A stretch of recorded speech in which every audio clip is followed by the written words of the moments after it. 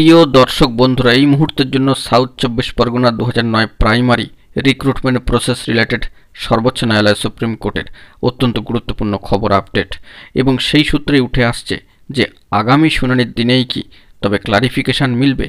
গুরুত্বপূর্ণ order copy, তাতে আমরা ফোকাস করে যাবতীয় বিষয় কিন্তু আলোচনা করব। এই মুহূর্তে দাঁড়িয়ে অত্যন্ত গুরুত্বপূর্ণ খবর, তাই অবশ্যই ভিডিওটিকে শেষ পর্যন্ত ওয়াচ করবেন, কোনোভাবে স্কিপ করবেন না। চ্যানেলটিকে সাবস্ক্রাইব করে নিয়ে সঙ্গে থাকবেন। চলুন কথাবার্তা না বাড়িয়ে মূল টপিকে আমরা ফোকাস করি। বন্ধুরা, এই মুহূর্তে দাঁড়িয়ে একটি বড়সড় খবর আপডেট। বন্ধুরা, আগামী শুনানির দিনে কি ক্লারিফিকেশন মিলবে? তো চলুন অন স্ক্রিনে আমরা দেখে নিই বিষয়টিকে।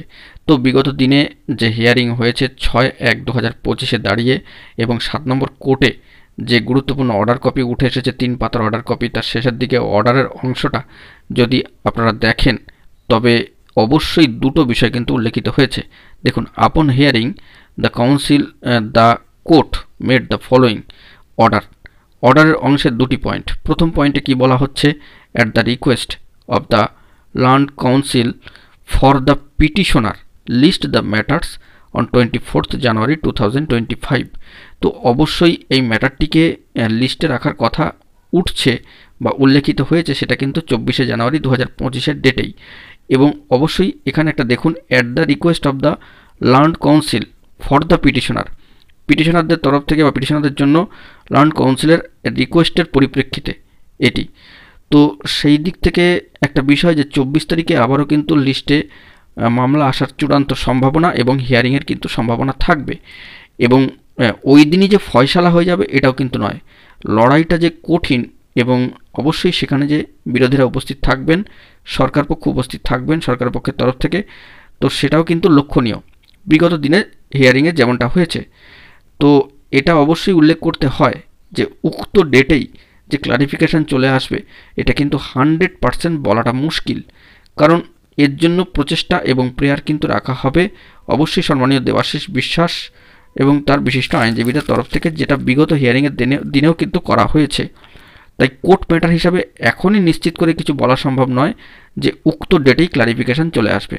লড়াইটা লড়ে, আইনি লড়ে জিতে কিন্তু ক্লারিফিকেশান আসবে।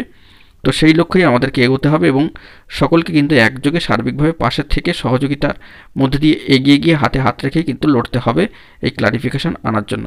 কিন্তু আগামী ডেটেই ক্লারিফিকেশান চলে আসবে এটা কিন্তু কোর্ট ম্যাটার হিসাবে এখন এই মুহূর্তে বলাটা খুব মুশকিল। যদি আসে তবে তো সবার পক্ষে সেটা মঙ্গলজনক। তো দ্বিতীয় যে পয়েন্টটা উল্লেখিত হয়েছে সেটাও গুরুত্বপূর্ণ, যে as prayed rejoinder if any may be filed in the meantime. তো এখানে এই প্রেড অনুযায়ী যে যদি কোনো উত্তর থেকে থাকে তবে কিন্তু ইতিমধ্যে তা পূরণ করা যেতে পারে। তো এখানে কি সাবমিশন হবে সেটা বলা মুশকিল, কারণ অপোনেন্ট যারা রয়েছেন তারা কি বক্তব্য তুলে ধরবেন সেটা এখন লক্ষণীয় বিষয়। তাই এটুকু বলা যেতে পারে যে আগামী শুনানির দিনটা 24 তারিখ, মামলা যদি লিস্টে আসে অবশ্যই স্ট্যাটাস উঠে আসলে, সিএল নাম্বার পড়লে সবটা স্পষ্ট হবে শুনানি হলে, এবং সেখান থেকে যাবতীয় তথ্যাদি কিন্তু উঠে আসবে। আগামী ডেটটা অত্যন্ত ভাইটাল হতে চলেছে, এটাই কিন্তু বলা যেতেই পারে। তো এখন এটুকুই, সকলে ভালো থাকবেন। অবশ্যই জরুরি তথ্যগুলি পাওয়ার জন্য চ্যানেলটিকে সাবস্ক্রাইব করে সঙ্গে থাকবেন। ধন্যবাদ।